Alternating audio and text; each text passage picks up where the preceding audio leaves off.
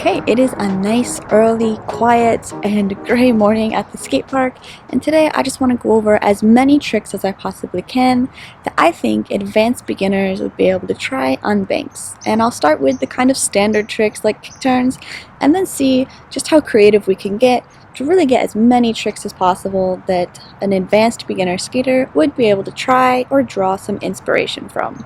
Most of the tricks that I'm going to be going over today will be great for kind of peak style where you can roll out the side, but then just regular banks that don't really have a dedicated cutoff edge to them. And it's also important to say that just because these tricks are for advanced beginners, it doesn't make them easy.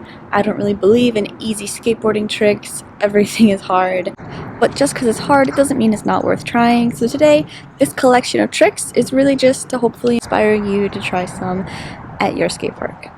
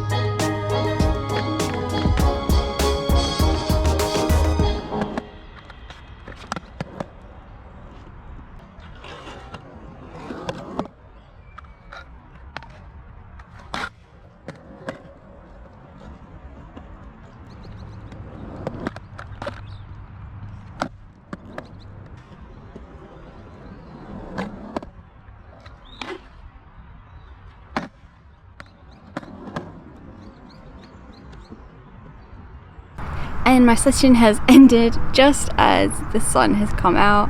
I really hope that you got something out of this video. I hope that some of the tricks, although I realize that they're not easy, it's something that you can really work on starting from an advanced beginner where you're getting the hang of kick turns, you want to get the hang of kick turns, and maybe you can't do ollie flip tricks yet, but you want to keep coming to the skate park and enjoying your time here and working up to progressively more difficult tricks.